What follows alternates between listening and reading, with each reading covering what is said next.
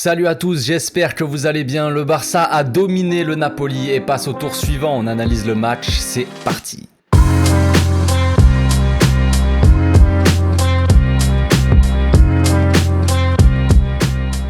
Au passage, n'hésitez pas à vous abonner, liker et commenter. C'est le meilleur moyen de me soutenir et ça fera plaisir à tonton.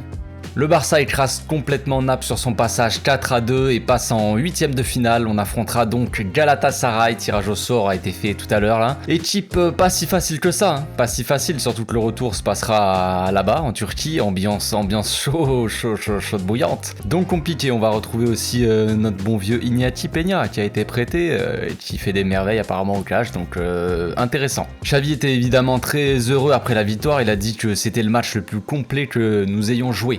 Nous avons joué un très bon football, le pressing était très bon, nous avons compris où se trouvait l'homme libre, vous savez, dans le jeu de position, on doit trouver souvent le troisième homme libre, enfin bref, t'as compris, voilà. Donc très bien, il a dit nous sommes sur la bonne voie. Il a dit que Naples nous a pressé haut et a créé des espaces à l'arrière, quoi, et nous avons su en profiter. Sur leur corner, nous avons joué une contre-attaque classique et nous avons profité de la vitesse d'Adama et d'Aubameyang. Xavi a aussi complimenté Frenkie qui a joué un grand match et a marqué un but magnifique. Il a dit qu'il a beaucoup de confiance et qui va monter petit à petit en puissance. Il est dynamique, il marque des buts, il devrait être important dans ce club pour de nombreuses années à venir, et oui.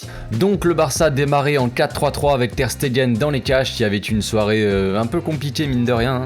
Dest et Alba sur les côtés et Araujo piqué dans l'axe. Devant eux, Busquets accompagné par Frenkie et Pedri. Et en attaque, un trio Ferran, Aubameyang et Adama. Petite surprise donc, la mise au repos de Xavi. Xavi a dit qu'il devait se reposer un peu, donc voilà, c'est pas plus mal non plus. Le match démarrait donc avec pas mal d'intensité de chaque côté, même si rapidement on les a totalement asphyxiés. Sur un corner de Naples mal tiré, le Barça en a profité de la vitesse d'Aubameyang, d'Adama et de Jordi. Ils sont partis comme des flèches les gars, quoi. Et Adama a résisté au pressing de deux Napolitains pour donner le ballon à Jordi qui met le premier but. Contre-attaque classique, magnifique. On n'a pas l'habitude de voir ça cette année, mais voilà. Maintenant qu'on a des joueurs rapides, on peut le faire. Et l'équipe donc ne s'arrêtait pas là, on continuait à presser. Naples n'arrivait pas à ressortir le ballon proprement et rapidement on a mis le deuxième but grâce à Frenkie qui nous met une merveille en lucarne. Donc en première mi-temps on a beaucoup tenté avec 11 tirs mais seulement 4 cadrés. Dest était assez chaud sur son côté aussi, il montait pas mal pour apporter de la vitesse et de la profondeur. Il a frappé un moment de loin aussi, la frappe est pas passée très loin des cages. Donc très bon match encore une fois de Serginho. Évidemment on va parler un peu de Ter Stegen qui a relancé Naples sur une action totalement idiote. Pour être gentil. Franchement les gars, si cette action était arrivée des mois plus tôt, vous pouvez être sûr que ça aurait tué l'équipe et qu'on aurait sûrement peut-être même perdu le match. Heureusement qu'on est en confiance et ça fait du coup beaucoup de différence. C'est là qu'on voit vraiment toute l'évolution de l'équipe et le travail de Xavi. Araujo a fait quelques erreurs techniques aussi qui nous ont mis un peu en danger. Il a loupé des contrôles et des passes faciles. Heureusement il s'est rattrapé grâce à son physique parce que voilà, il est monstrueux, mais attention frérot, faut te concentrer un peu. La deuxième mi-temps était beaucoup plus tranquille et le match s'est légèrement équilibré au niveau des stats, même si on avait quand même plus le ballon, mais on a clairement dicté le tempo et on a totalement éteint le stade et l'adversaire. Franchement, on n'entendait plus les supporters de Naples, on n'entendait que les supporters du Barça crier des olé, olé à chaque passe. C'était magnifique. Donc voilà, Naples n'avait même plus envie de jouer, on les a dégoûtés du foot les gars, et ça me rappelle quand même beaucoup de souvenirs d'une certaine époque, donc ça fait plaisir. On finit quand même le match avec un but encore une fois idiot, mais sans conséquence. Bon, voilà, on va pas en parler plus que ça, on va passer de suite à l'analyse des buts un peu plus précis, et je peux vous dire que dans l'eau il y a quand même un but, c'est une merveille. Donc sur le premier but, le corner de Naples, comme je le disais, est mal joué, leur combinaison a pas vraiment marché, je sais pas trop ce qu'ils ont fait. Aubameyang récupère le ballon et on voit les joueurs les plus rapides de l'équipe qui déclenchent un peu qui accélèrent. Adama, Ferran et Alba donc vont aller en soutien d'Aubameyang. Aubameyang lui avance jusqu'à ce que le joueur qui pouvait marquer Adama dans l'axe vienne sur lui, donc c'est à ce moment là qu'il lui donne. C'est là qu'on voit toute la puissance et la technique d'Adama. Le gars résiste au pressing de deux joueurs, dont Koulibaly quand même, qui est quand même un sacré client. Comme Aubameyang, il avance un maximum pour attirer le dernier défenseur sur lui et libérer Alba. Après une course de 90 mètres quand même, le gars a encore de la justesse pour donner parfaitement le ballon à Jordi, qui se l'emmène bien et claque son but du droit. Presque facile le petit Jordi. Donc comme je le disais hier, Alba est plutôt bon depuis son but libérateur contre l'Atlético. On le voit plus confiant, même s'il fait toujours des petites erreurs comme ça, mais personne n'est parfait non plus les gars. En tout cas, il est beaucoup mieux ces derniers mi-temps et son match contre l'Atlético il y est forcément pour quelque chose. J'imagine même pas s'il avait une doublure et qu'il pouvait se reposer de temps en temps, ça serait quand même beaucoup mieux. Le deuxième but vient d'une longue relance de Ter Stegen sur Ferran qui fait l'appel dans l'axe. Heureusement pour nous, la passe est mauvaise et le défenseur la donne à Ferran. Il a dévié de la tête, il la donne à Ferran. Ferran lui la remet en arrière du talon. Il se loupe un peu, je pense, mais voilà, je pense que c'était pour Aubameyang, j'imagine, mais pas grave. Frenkie était là pour la récupérer. Donc là, on est quand même sur une attaque à 3 contre 4, hein, mine de rien, plus les deux joueurs de Naples qui reviennent pour mettre la pression derrière Frenkie. Aubameyang lui écarte sur son côté gauche et attire donc deux défenseurs qui les mecs sont totalement perdus. Ferran lui fait l'appel dans le dos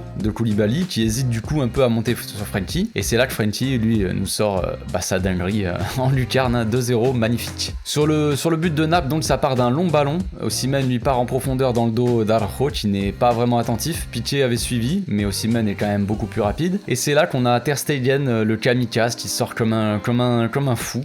Il se loupe complètement et découpe Osimhen dans la surface. Ça fait penalty, évidemment. Geste complètement idiot hein, de la part d'un gars qui est quand même censé avoir de l'expérience, les gars.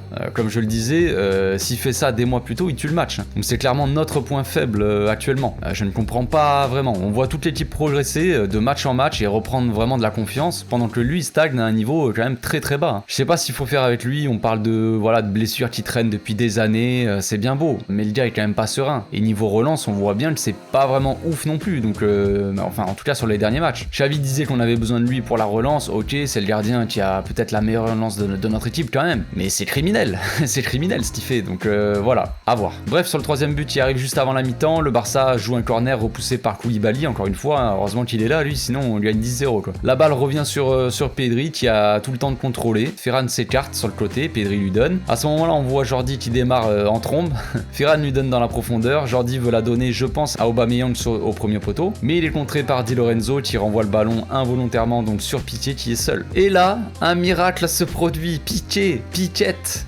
s'emmène le ballon du pied droit et reprend de voler du gauche au ras du poteau. Un but à la Messi, qu'est-ce qui se passe Franchement, centre de Jordi en retrait pour Piqué qui tire du gauche à terre, c'est clairement un but à la Messi, franchement, c'est les gars, avouez.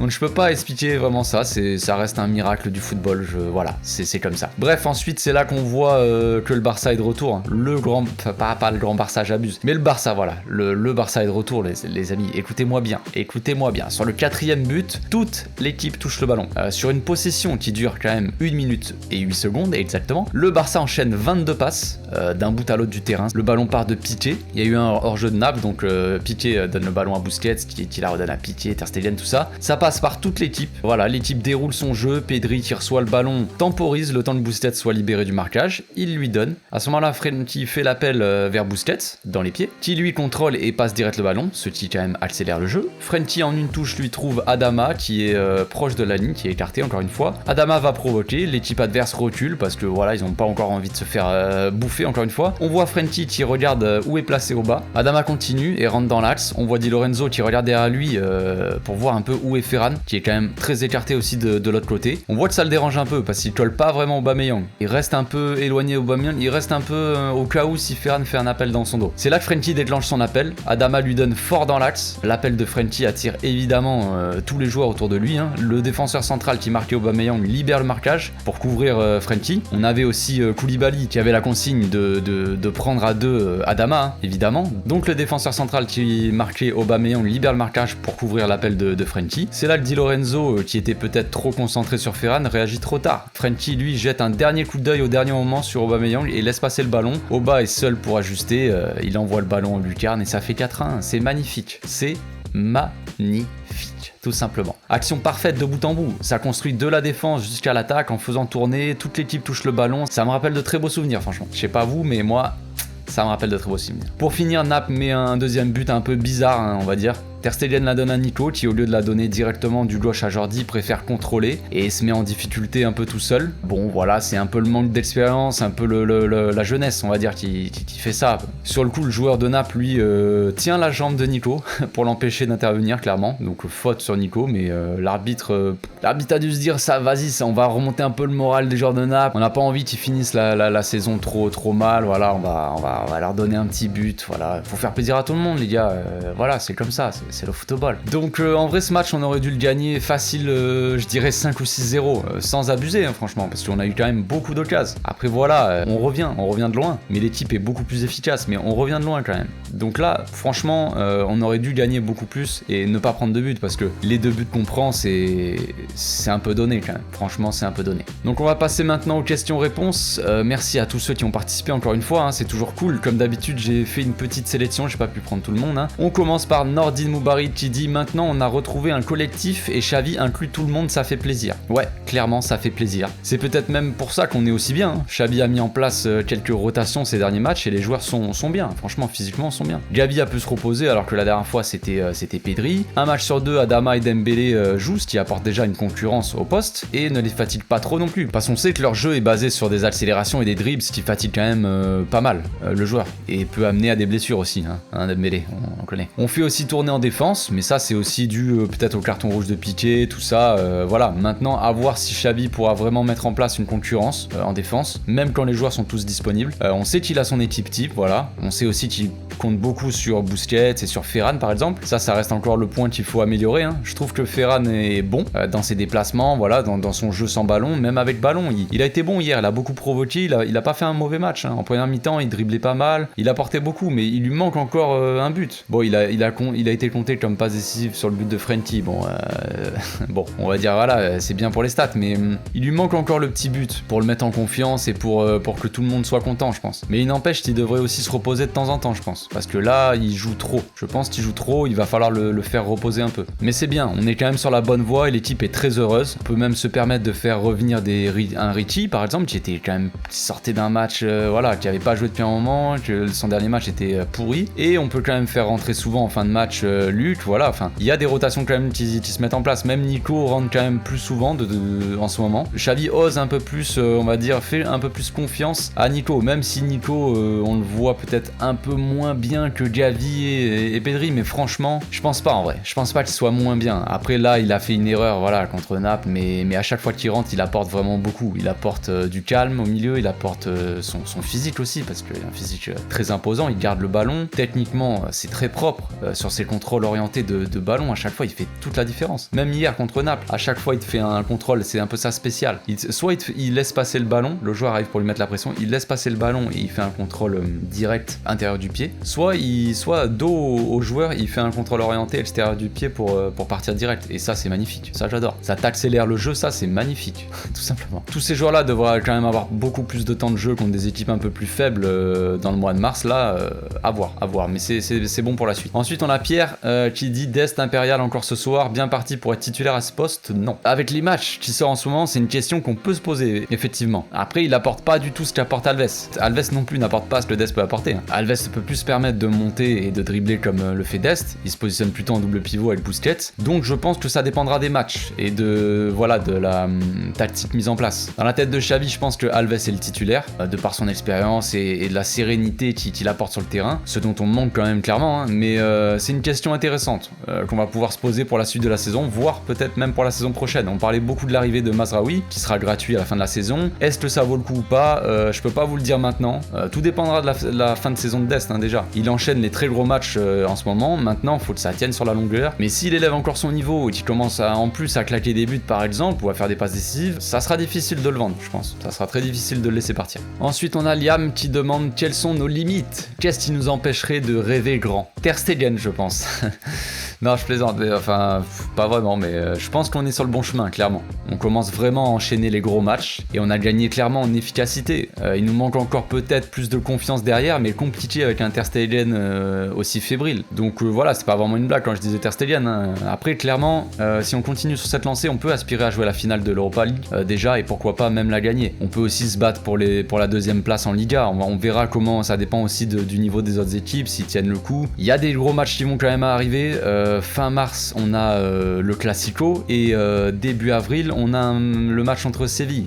Donc les réponses vont venir très rapidement. L'équipe a l'air quand même beaucoup plus solide mentalement déjà. On s'effondre pas au moindre but. Ces derniers temps, on prend souvent des buts en premier et pourtant on gagne quand même les matchs. Un signe encourageant, on va dire, même si on pourrait dire qu'on prend des buts, on prend souvent des buts en premier, c'est pas bon, mais et souvent aussi on prend des buts sur les premières frappes de l'adversaire. L'adversaire frappe une fois ou deux au but, ils mettent mettre 1 ou 2 buts. C'est pas possible. Ça, c'est pas possible. Donc ça, c'est des trucs à bosser encore. Ça, c'est des trucs à bosser. On enchaîne, mais on enchaîne quand même des grosses victoires contre l'Atlético, Valence et Naples chez eux. On va voir ce qui se passe ce week-end contre Bilbao. Mais si on gagne à nouveau ce match, on peut se permettre de revoir clairement nos ambitions à la hausse. Xavi l'avait dit quand il est arrivé, on est le Barça et l'équipe doit tout gagner et être à la hauteur de ce que le club mérite, ce que le club demande. Ça faisait sourire certaines personnes, certains ne croyaient pas en Xavi, voilà, et maintenant on voit bien le résultat. Je pensais que ça prendrait plus de temps, mais finalement on voit les résultats et on peut le dire, le Barça est de retour les amis, le Barça est de retour. Zinoud Benamar qui dit salut café, le Barça devient le grand favori de la compétition. C'est fort possible, personne n'y croyait avant les matchs contre Naples, hein. Moi-même je n'y croyais pas, maintenant on passe à grand favori. Bon, attention à l'excès de confiance aussi, il reste quand même Séville dans la compétition qui est quand même la grande spécialiste, mais c'est vrai que quand on joue comme ça, il n'y a pas grand monde qui peut nous battre, mis à part quand même les City, Bayern et tout ça, hein, qui sont quand même niveau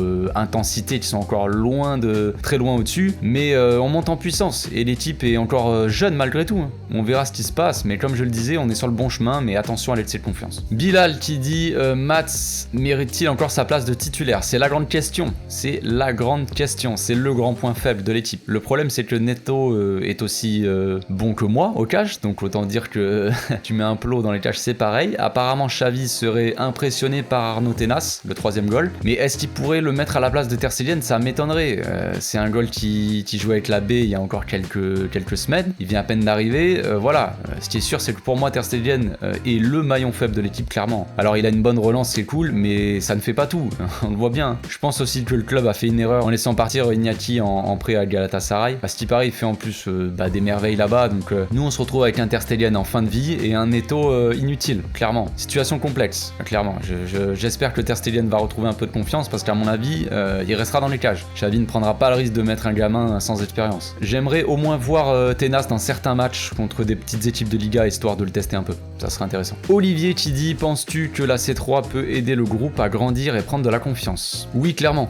C'est déjà le cas avec cet aller-retour contre Naples. Toute l'équipe reprend confiance à part Ter Stegen comme je le disais, mais pour le reste c'est que du bon. Il y a beaucoup de jeunes dans l'équipe qui ont pu prendre part au match et ça aide forcément à grandir. Mais ça fait aussi grandir l'équipe dans son ensemble. Collectivement on voit clairement les joueurs prendre du plaisir à jouer ensemble et chaque joueur apporte sa pierre à l'édifice. Peu importe que tu rentres en cours de match ou que tu sois titulaire ou quoi, les joueurs ont la bonne attitude. Et ça c'est aussi grâce au travail de Xavi. Espérons qu'on aille le plus loin possible. Des mecs comme Dest, Gavi, Nico ou même Pedri vont engranger de l'expérience et c'est parfait pour la saison prochaine déjà. Ensuite on a Sharin Crossboy qui dit l'attaque c'est ok, on a retrouvé la défense. C'est vrai que l'équipe a retrouvé son efficacité, enfin elle a juste trouvé parce qu'elle avait plus depuis un bon bout de temps maintenant. Mais on est bon dans la construction et dans la finition, mais on n'est toujours pas serein en défense. Comme je le disais, le niveau de Ter Stegen peut avoir un lien, mais il n'y a pas que ça. La défense n'est pas vraiment au niveau et ça reste un problème malgré tout. Piqué sort des bons matchs, mais il a ses limites. Araujo lui est très bon dans les duels, il est très fort, mais il pêche un peu à la relance et manque parfois de concentration, même s'il se rattrape grâce à son physique.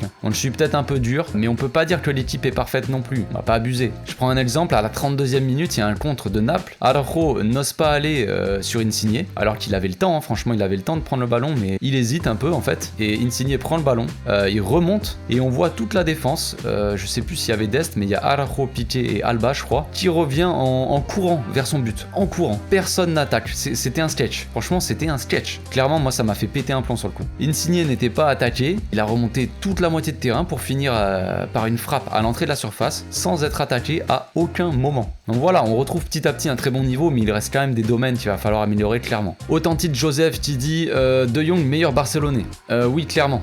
Il sort peut-être de son meilleur match depuis qu'il est là. Les gars, dites-vous quand même qu'il y a des gars qui ont voulu que Frenkie parte. La grande blague. Comme j'ai dit, je le répète, ce joueur est le présent et l'avenir de ce club. Tout simplement, en fait. Il y a même pas à chercher. Il n'y a pas de débat là-dessus. Par contre, il y a un autre débat. Moi, je commence à me poser des questions sur son poste. J'avais sorti une vidéo il y a quelques temps sur Frenkie et Busquets dans le rôle de sentinelle. Mais je commence à changer d'avis. Surtout quand on voit son match d'hier. Dans le futur, si Frenkie occupe le poste de Busquets, je pense que ça pourrait brider son talent. En tout cas, ce qu'il pourrait apporter à l'équipe. Le joueur peut tout faire, ça, on le sait. Mais il est surtout très fort dans la projection. Et Busquets, lui, a un rôle très spécifique. Il est la sentinelle de l'équipe. Celui qui oriente le jeu en une touche ou qui temporise. Bref, en tout cas, le cerveau. Frenkie, lui, il a les capacités pour occuper le poste. Ça, c'est pas le problème. Mais clairement, il ne pourrait pas sortir des matchs comme il a fait hier s'il avait le rôle de Busquets. Frenkie, c'est un joueur total. Il peut tout faire. Voilà, je me répète, mais il peut tout faire. Et je pense que s'il devait se limiter au rôle de Busquets, ça nous manquerait. Ça manquerait à l'équipe clairement. Alors à moins de jouer en double pivot comme il le faisait à l'Ajax, avec son gars à côté qui reste bas quand Frenkie monte et vice versa. Voilà, mais il va falloir commencer à réfléchir pour la saison prochaine parce que Busquets peut sortir des très bons matchs, ok, s'il est en forme, mais pour ça il faut pas le faire jouer à tous les matchs. Donc soit il va falloir tester un double pivot avec Nico, soit faire monter Orellana qui a totalement le même profil que Busquets. J'en parle pas souvent, mais je ferai peut-être une vidéo sur le joueur parce que ce poste-là, il va falloir réfléchir pour le futur, comment on va faire. On a un gars, Orellana, en B, très bien. On dirait Busquets en plus jeune en fait. Donc un très fort potentiel et qui est parfait pour ce poste de sentinelle. Parfait. Si Xavi dit il y a personne qui peut faire ce que fait Busquets, Orellana peut le faire. Bon, il est pas aussi bon, il a pas d'expérience tout ça, mais il peut le faire. Il peut occuper ce poste clairement. Le problème c'est qu'il finit son contrat à la fin de la saison, il me semble. Donc il va falloir vraiment se pencher là-dessus, je pense, les gars. Allez, Mani, si tu m'entends. On finit avec la question de Steve qui demande s'il faut lever l'option d'achat d'Adama ou pas. Bah, avec ce qu'on voit là, évidemment, on peut dire que oui, clairement. Après, faut qu'il continue sur sa lancée, sans pression, tranquille, petit à petit. Joue ton football, frérot. Il apporte beaucoup, surtout dans la passe. Maintenant, il a beaucoup de choses à améliorer, je pense. On va être un peu dur avec Adama, mais sans méchanceté, les gars, vous excitez pas. Je trouve qu'il loupe quand même souvent des contrôles faciles. Voilà, il tente pas assez de frapper, par exemple. Mais ça reste des points qu'il peut travailler, c'est pas un problème en soi. Ça veut pas dire qu'il a pas le niveau. Il est indispensable pour moi à l'équipe en ce moment. Toutes nos actions dangereuses passent quasiment par lui. Ils sont déclenchés par ses dribbles. Mais il passe tout le temps, il passe très souvent, il apporte tellement. Je pense qu'il apporte même plus que Dembélé, parce que Dembélé, il a pas le même profil. Il va dribbler, il a la vitesse, tout ça, mais il ose pas trop aller au contact. Adama, il a pas peur du contact, hein, les gars. C'est le contact qui a peur d'Adama. Donc oui, je pense que le club lèvera l'option d'achat à la fin de la saison, c'est sûr, quasiment. Hein. Avec le départ très probable, sauf retournement de situation de Dembélé, il sera titulaire, je pense. Il a 26 ans, le gars, donc voilà, il est dans la forme de sa vie. Maintenant, comme je l'ai dit, il doit travailler sur d'autres points, parce que la technique, la vitesse et les passes, il sait faire. Pour le reste, il peut encore s'améliorer. Voilà, c'est tout pour aujourd'hui, je m'arrête là. J'ai pas pu répondre à tout le monde, comme je l'ai dit, mais voilà, il y avait pas mal de questions intéressantes, mais voilà, sinon la vidéo, les gars, dure 2h30, et moi, je peux pas tenir le rythme. Donc, on se retrouve demain pour l'avant-match Barça-Bilbao. D'ici là, passez une très bonne journée, portez-vous bien, les amis. Ciao.